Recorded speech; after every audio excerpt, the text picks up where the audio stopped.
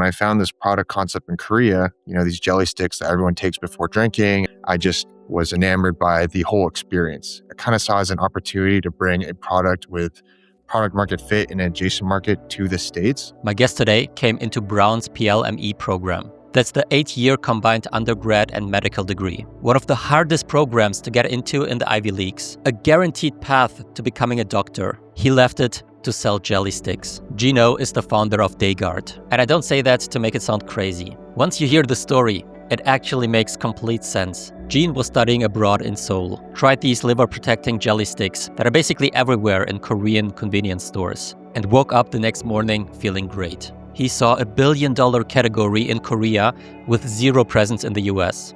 So he decided to build it from scratch. They can't legally call it a hangover cure, so they landed on a framing that I actually love. And now they're pushing into retail after a Forbes feature that brought in inbound from distributors all across the country. This episode is about creating a category that doesn't exist. It's about building with no blueprint. Let's get into it. My guest today is a Brown PLME dropout who now sells jelly sticks at 3 a.m. Gino, welcome to the show. Yeah, thank you for having me, Andre.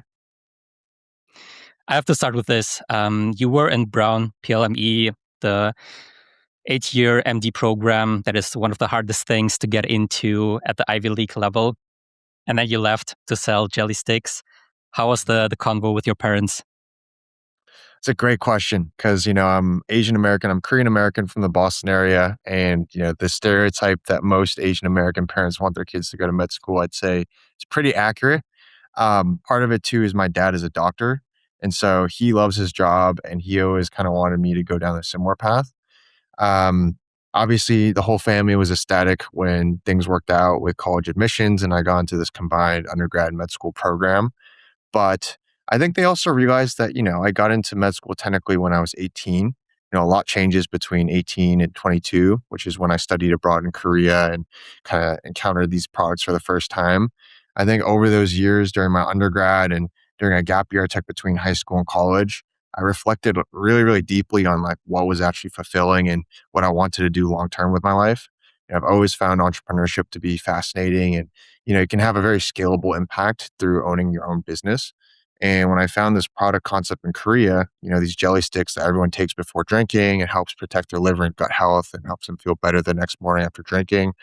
I just was enamored by the whole experience. And I kind of saw it as an opportunity to bring a product with product market fit in an adjacent market to the States. At this point, I was a senior in college and I had the opportunity to take some gap years before med school at Brown. And I was like, why not just go all in on this, see where it takes me? And at this point, it's something I couldn't imagine doing otherwise. So I think my parents have seen this journey over time and they've seen how much passion and love I have for it and how it's a really good fit for my personality now that I'm a bit older and more sure of myself. And they're very, very supportive. So my dad, who's a doctor, he actually helped me formulate this product. And my mom actually in the early days helped us with product fulfillment. So we had thousands of boxes in our garage and in my basement, and she would help pack the orders, drive the UPS every day and send them out. So it very much feels like a family business at this point. Nice. That's great to hear that they're so supportive, even if you don't go the traditional route of becoming a doctor, lawyer, engineer. Mm-hmm. And I'm curious, when most people in their early 20s discover something cool, like you mentioned, when you discovered the product, they just tell their friends and family about it, maybe take some of the products with them to the US, but you had the instinct to turn it into a company. Where do you think did that come from? Yeah, that's a great question. It's funny because literally the first time I tried it, I was just so enamored by the whole concept. The next morning after putting the sticks to the test, I woke up, I felt amazing. And I was actually staying at my best friend's place. His name's Felix Lee. He's an international student from Korea. So he was doing his military service in Korea while I was studying abroad. I was staying at his place. We both woke up feeling amazing. And we kind of just knew then and there that this had so much potential in the States. And we're like, let's just give it a go. Can't hurt to do secondary research, can't hurt to talk to some professors and mentors at Brown and just hear their thoughts on it. I think it was obviously taking that first step, which was not the most natural thing. But once we started to dig into it a bit more, started like doing research, started reaching out to manufacturers and kind of interviewing potential customers on what they thought, we just got really excited about the whole thing and just went with it. Um, yeah, I think that's a big part of starting a company is a just having the audacity to think that you can bring something to market and monetize it, and then B, having a good co-founder. Like I think I was really lucky in that I found this product that clearly worked in Korea already, and then to that second point, it was my best friend who I've known since the first week of school, who was so interested in doing it with me that it just felt like a natural fit. Yeah, yeah. And that's a great starting point. And I assume the medical background that you had led you to like obviously have a way better understanding of the science behind what you're selling. Um, would you say the medical training that you had changed how you approached building the brand versus like how a regular founder would build it?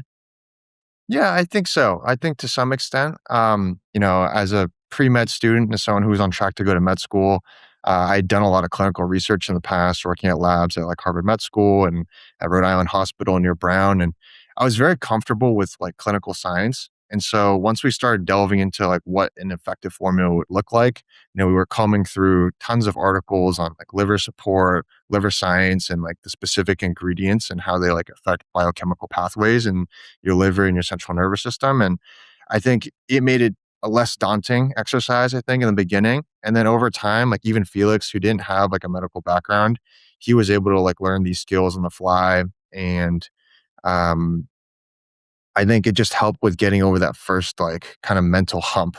But at this point, there's all these great tools. You have like abundance of LLMs and AI tools that can help you analyze clinical studies, kind of search them at scale. I also had my dad, who's a doctor, help like look over them in the beginning. And so I had a lot of kind of very fortunate circumstances that helped me out in the beginning. Nice. And then you mentioned you tried the product while you were studying abroad in Korea, and then you brought them back to the university to Brown, and Mhm. started handing them out to like people at bars, to parties, and like walk me through what were you thinking or what were you watching out for, and what were you hoping to see happen once you do that?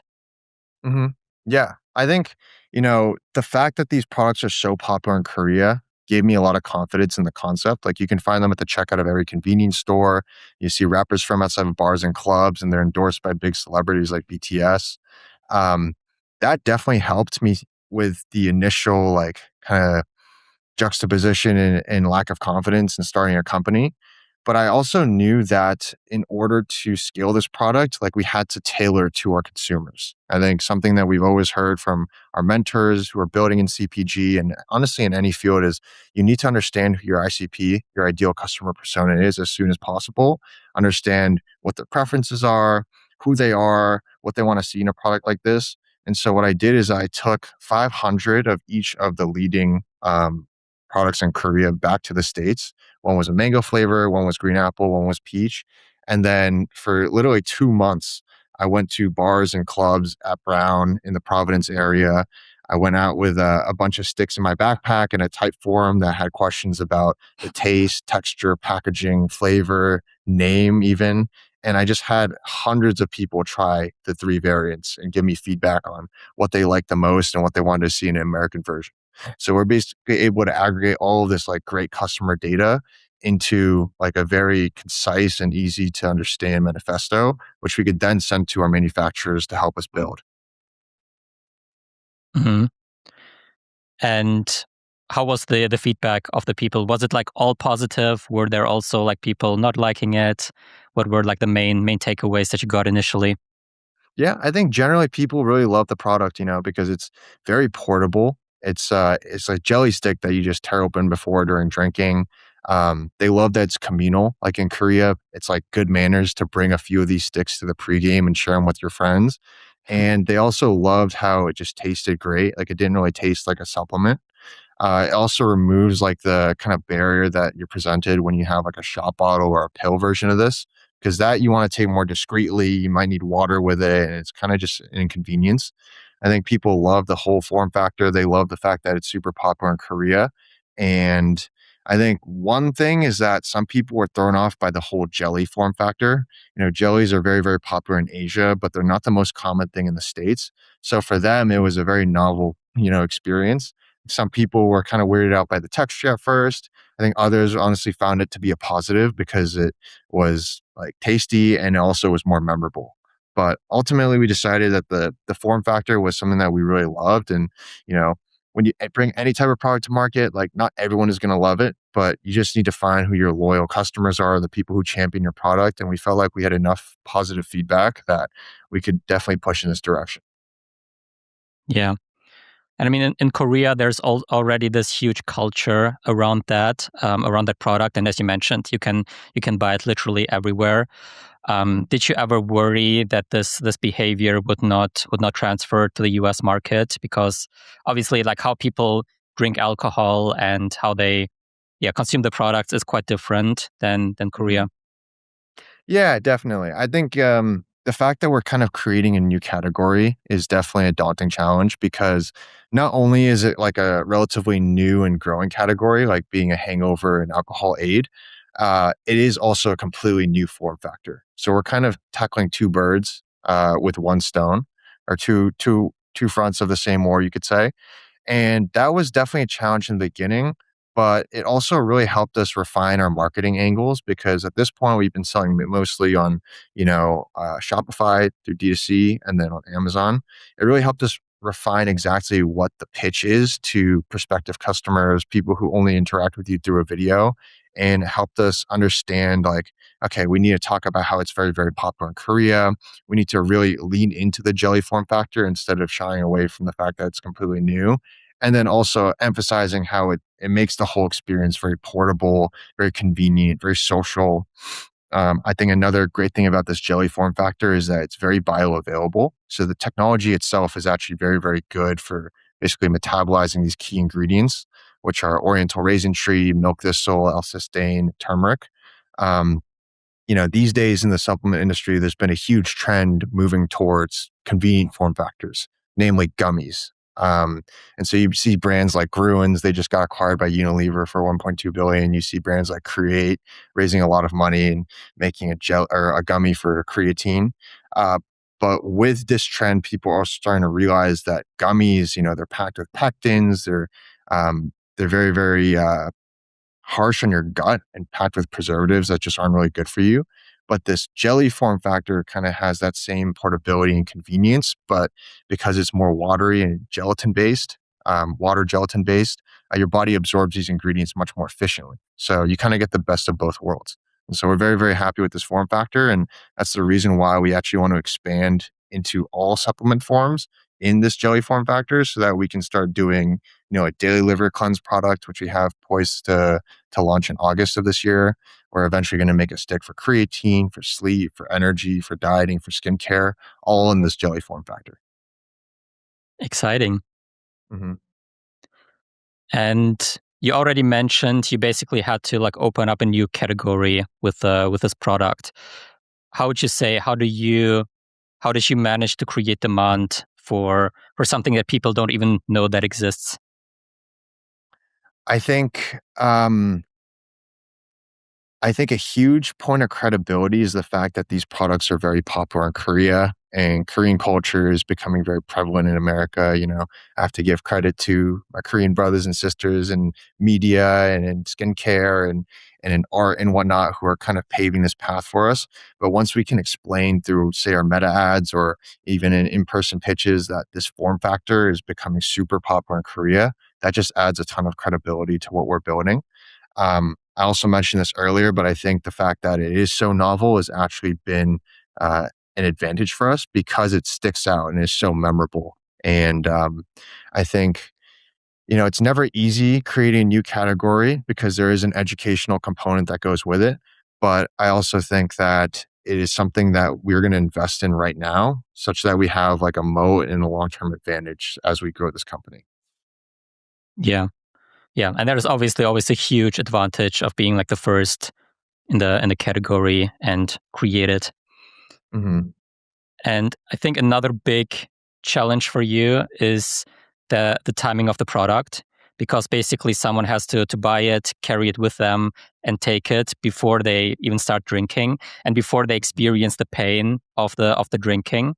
Mhm. And a lot of e-commerce brands can really um, advertise with the pain that they're solving, but for you it's kind of like not existent yet, or you have to rely on the past pain of like when they were drinking the last time. Right. How do you solve that? Yeah, I think um, what it really comes down to is really strong customer retention strategy. So like obviously you need to educate them the first time you like introduce a product like this. But once you bring in a customer, it's all about showing how much we appreciate them, whether it's through giving them special promos or experiences. It's through our email marketing, like using Klaviyo and our email flows to make sure customers are reminded that this is really good for your health and it also helps with that hangover. And just making sure that we occupy enough mind space such that, when they are drinking, they're like, oh, I wish I had a day guard right now. On that note as well, though, I think a big reason why these products are so popular in Korea is that you find them at the checkout of every convenience store where people already buy their beer and their soju. So it's very much an impulse purchase. Like you're really going to find Koreans who order it on Coupang, which is like their Amazon equivalent. And so for us, something that we're really pushing into this year, in addition to launching that new product, is pushing into some retail. We got featured in Forbes in February, and that article went pretty viral. It got a few 100,000 views, and we started to get a lot of inbound from retailers and distributors all over the country. And so now, we've signed our first distribution agreement in the New York City area. We're poised to be in a few hundred C stores and bodegas in the New York City metropolitan area. So we're really excited to see how that can kind of improve our kind of penetration into this market and kind of fit into your routine when you're going out. This way, it's kind of just at the checkout or on these custom fridge mounts we made that hold just our blocks on alcohol door fridges, such that customers are reminded at the point of purchase of alcohol that they should be taking something like this, and they can just buy one or two sticks at a time depending on their needs. Yeah, I think that will be a huge additional unlock for the brand, because as you mentioned, like if someone is already buying alcohol, they're currently checking out, it's just a very, very easy like upsell for them.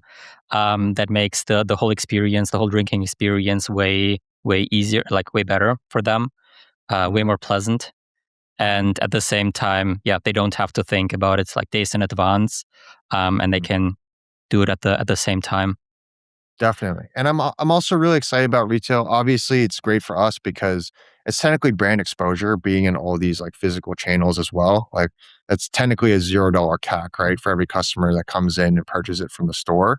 I think another great thing is that it's mutually beneficial for our retail and distribution partners because A, because we're making this custom fridge mount that just sits on alcohol door fridges, it's actually creating net new real estate in the store that does not take away from another product. It's also a new category, so it's incremental revenue. It's not as if someone were to bring in a new protein bar and because they like the packaging of that one more, the retailer is missing out on revenue from other protein bars. It's like very much an incremental revenue for the store. And then the last piece is that we've been doing some heavy club sampling here in New York and in Boston. We sampled Dayguard at Mission, which is the largest Asian nightclub in New York City, at LeBain, which is a staple in the meatpacking, and then two big ones in Boston. Um, they really like us because they've told us that their customers actually order more alcohol. Uh, People try the jelly stick and they're like, "Oh, well, I'm protecting my liver and my gut. I'm kind of mitigating that next day rough morning. Like I might as well get that next bottle, that next beer." And so it actually opens up a lot of upselling and cross selling opportunities for these retailers as well. Yeah, it has to be worth it for them that they took it, so they need to drink more. Interesting. Definitely. Um, you can't call the product legally a hangover cure, right? So you landed on insurance for when you drink. Mhm. How long did it take you to find that framing, and like what did you test before that? Yeah, yeah. I mean, I think you're totally right. According to the US FTC, like you can't actually use hangover language, and the FDA classifies hangover as a temporary disease state. So you can't put hangover on any of our packaging. Um, we just wanted to use, similar wording. So something we say is prevents rough mornings, right? That very clearly communicates the value, especially in the context of alcohol. Another thing is that we lean into the health benefits of the product. So the ingredients in Dayguard actually will reduce inflammation in your liver and gut. They'll reduce oxidative stress, and they'll help prevent GABA rebound, which is the reason why you get anxiety the next day. And so we really lean into this health angle because everyone knows that even having one or two drinks may not give you a hangover per se, but it's still not very good for your general liver and gut health. And so if we can also leverage like saying, hey, we'll actually protect you, we'll provide insurance for when you drink, that we found has resonated a lot with our ICP. Nice. And you mentioned in the beginning, like finding that messaging match with the ICP is really like one of the most important things in the beginning, and really make sure that you speak to the right person with the right messaging to get them to resonate with the product. Mm-hmm. Definitely. With that, you also a few months ago you did a quite big of a pivot or rebrand. I think initially in March 2025 you started with targeting college students primarily. And then in November 2025, you relaunched with a new formula and also with a completely new brand, targeting more like health conscious millennials. Mm-hmm. And most founders are even terrified to like change one thing, and you basically changed two things at once. Um, Walk me through like what were you seeing that made this necessary?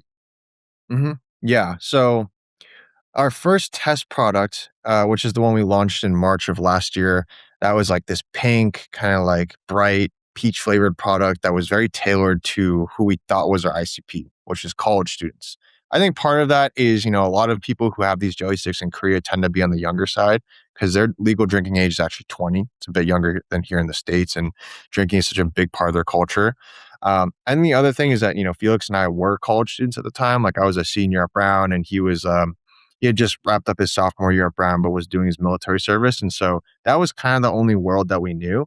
And also, a lot of our user testing in the early days was from me going to these college bars and clubs and handing it out to college students. And so that whole packaging was very much tailored to, people between the ages of, say, 21 and 24. So very much like our demographic, college students and people who had just graduated.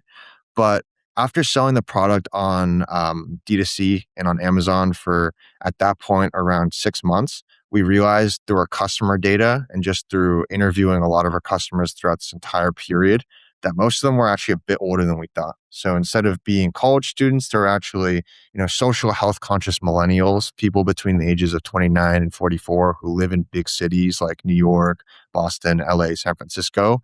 And they drink more for the social reasons than to get trashed at like a college tailgate. You can find them drinking at weddings, on the golf course, date nights, corporate happy hours.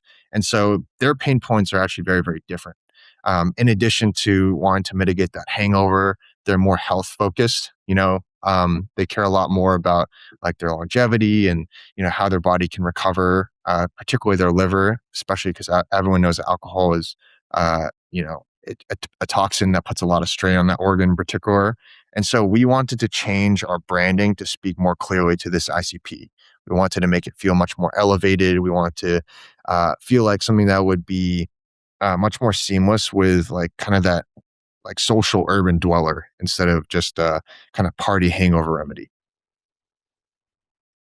Sounds like completely the opposite brand voice, like from party college students to like the premium wellness for adults, pretty much. Mm-hmm. How big Mm-hmm. was the shift for the brand?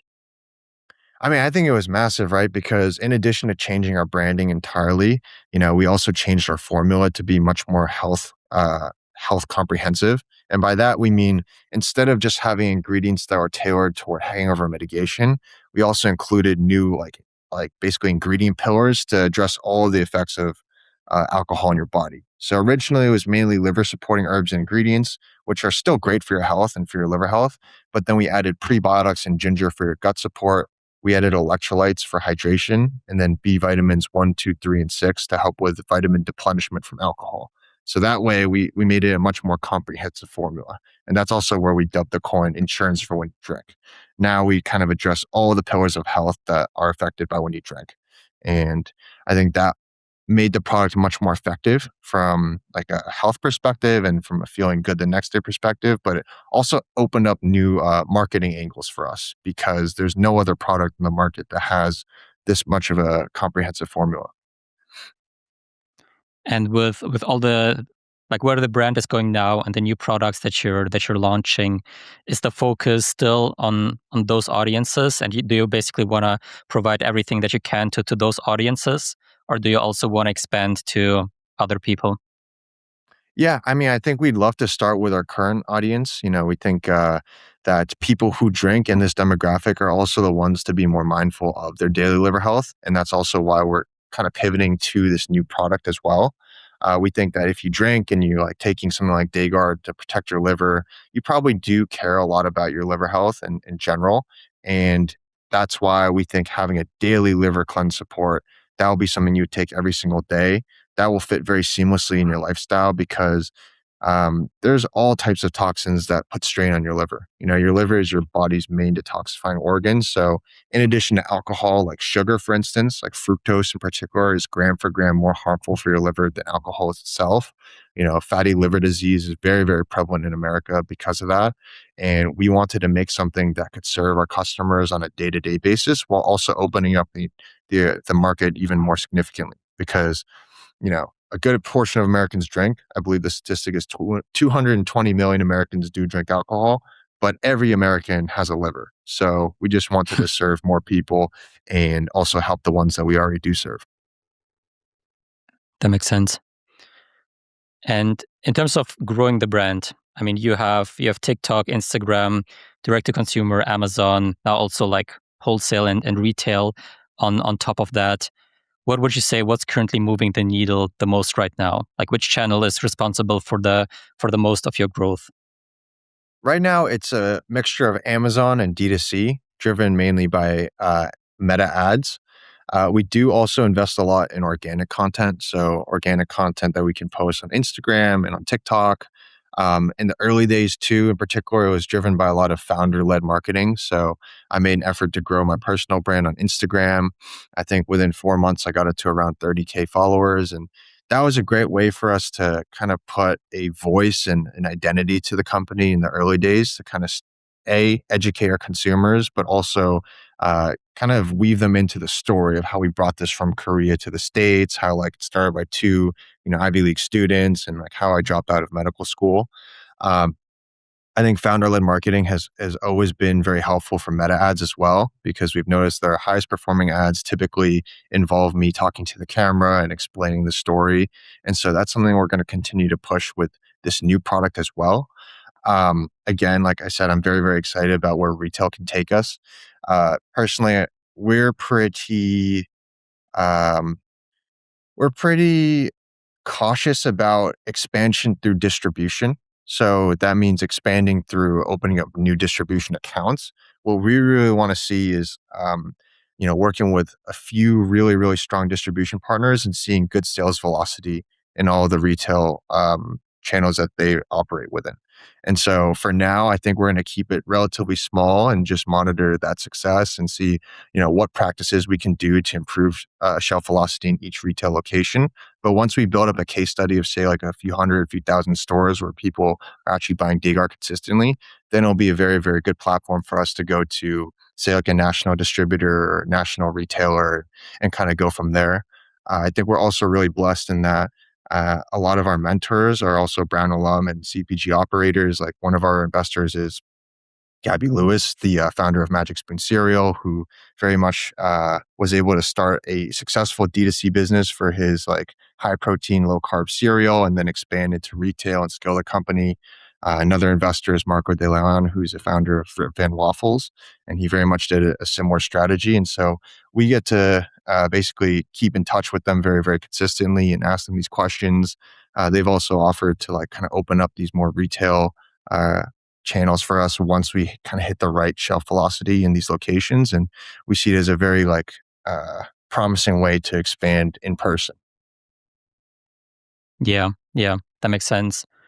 And you mentioned also the personal brand that helped you a lot. Would you say every founder should build a personal brand as well? I think it absolutely helps because, in this day and age where there's so much AI slop on the internet and, meta CACs are rising across the board, I think what really, really cuts through is having an authentic brand story, brand voice. I think, with any consumer good, technically are like a commodity good. Um, Anyone can come in and replicate your formula and branding and packaging and try to sell to the same customer base. But I believe what Felix and I have is a very strong brand moat is our brand story. Us being those two scrappy young college guys, me dropping out of medical school, him not doing the corporate path that would have given him a visa to stay in the States and kind of putting everything on the line for this company. I think that is something that resonates a lot with our customers. And that's also why this Forbes article that featured that exact same story, I think, was able to go so viral and give us this huge lift. So I think every founder just inherently has an interesting story. I have so much respect for anyone who goes off the beaten path and really bets on themselves. I also think there's another level of respect I have for consumer founders because it is such a cutthroat space. It's relatively low margin and it doesn't have the same kind of sexy um, appeal as say like an AI company, especially in this day and age. So I think any founder should kind of share their story online, and I think it can only help attract either good talent to come work for them, B, customers who are going to be loyal to the brand now and in the long term, and C, for finding other founders, like-minded people who resonate with your story and will reach out and want to be a part of your community as you continue to grow the company. Yeah. You mentioned the meta ads being a big portion of the growth and responsible for acquiring new customers. But then you also have campus ambassadors at Brown and Georgetown. You also have a DJ that you're sponsoring. Why are you still doing those things or just spending more on meta ads? I think we still are doing all those things. I think at this point our team is around 20 people, apparently. And so we do have a lot of bandwidth to tackle many things at once. So we do have ambassadors at schools, kind of doing the grassroots thing of getting into college bars, college parties, having college ambassadors, kind of making it cool within these circles because a lot of these kids end up graduating, then going to New York, Boston SF, and kind of becoming the ICP. So very much I'm happy with that. I do think meta ads has become a very big focus because something that we've heard repeatedly from our mentors like Gabi and Marco is focus is the most important thing in the world as a founder. And instead of trying to spread ourselves too thin and try to do, say everything at once, because there really is a million things we could do to kind of move the needle forward, it's best to just take your kind of top talent and really focus on one thing at a time. So we would like to continue scaling this channel as much as possible before really kind of scattering our focus and trying to do too many things at once. And how do you manage to not get distracted by the thousands of shiny objects all around you? I think that's just an experience thing. I think it's one of the hardest things and probably the most valuable skill as a founder is understanding exactly what's the highest leverage at any given time and really doubling down on it. I think in the early days, we very much were chasing every shiny object ever. Every time we got inbound from a potential partner sampling opportunity, we're like, we have to send product, we have to go push it in person. Every time we had a social media collab opportunity, we kind of jump on it and explore it. But now I think we are at a stage where we've built a somewhat of a sustainable business and have a lot more experience and also great mentors who can kind of keep us in check.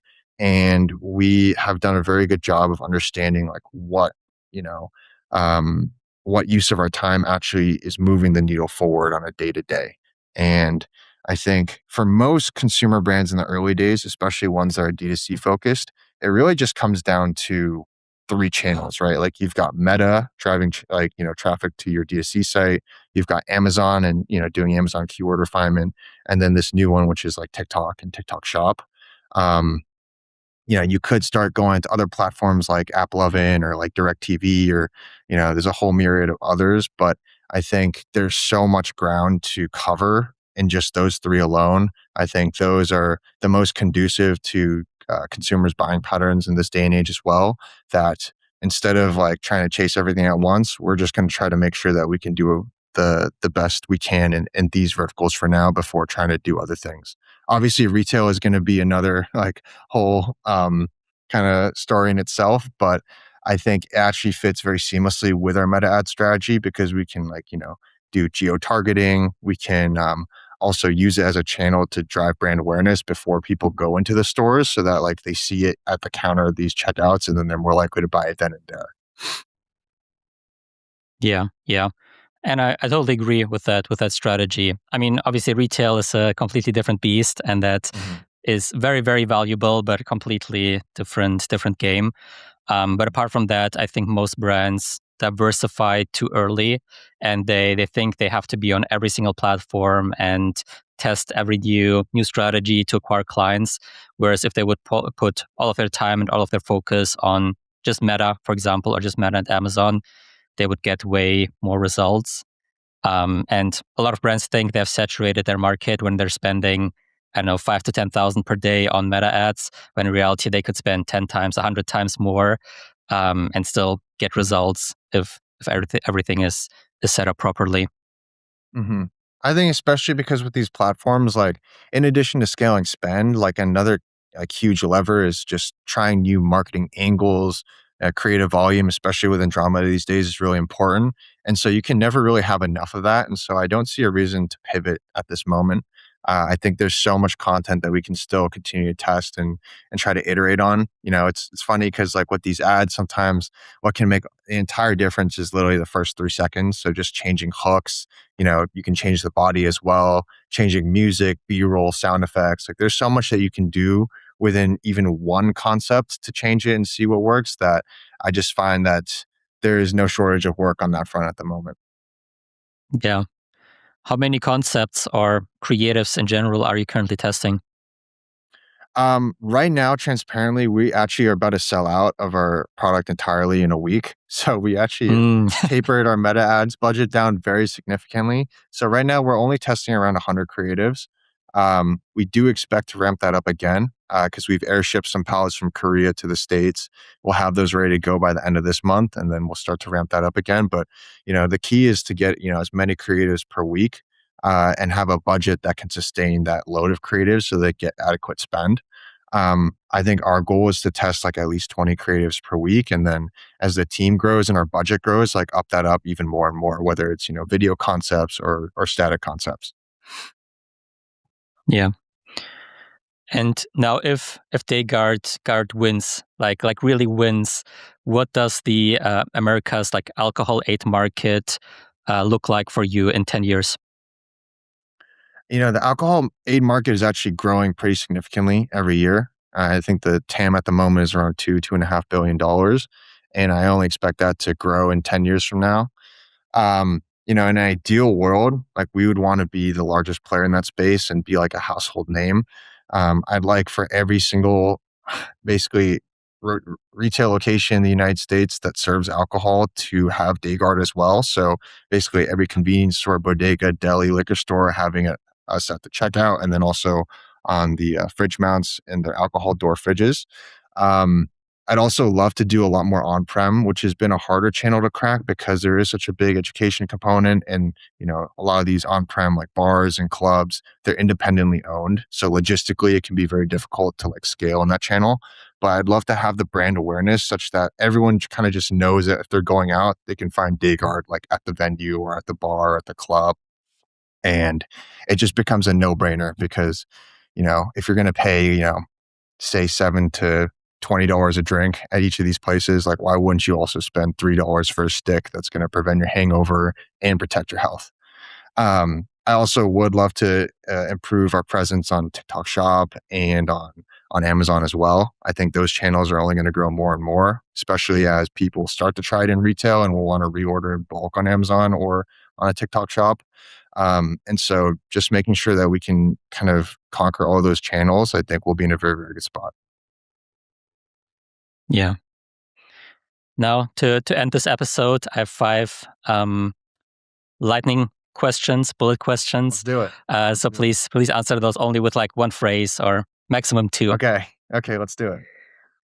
So the last thing that you ordered online that genuinely surprised you.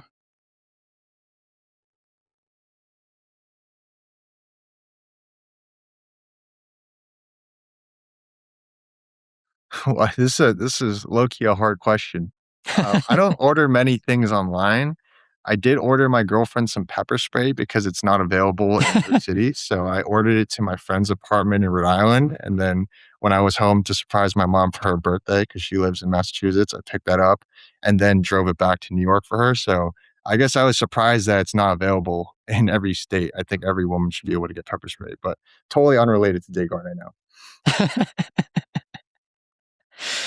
What is one brand outside your category that you study closely and why? We like to study Gruen a lot.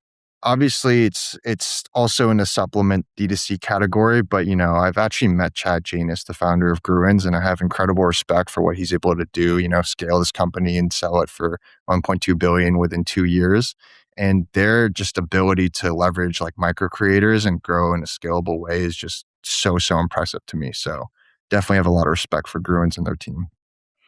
Yeah, their marketing is definitely next level. Always, I also always look at them for inspiration.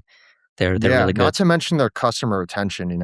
I know this is more than one phrase, but I think I would just love to add, like, I think a big mistake for early stage CPG companies is to just focus on ROAS and revenue.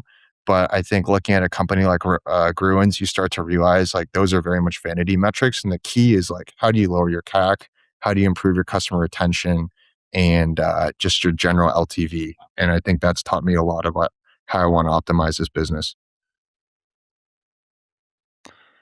What is a commonly shared piece of founder advice that you think is actually wrong?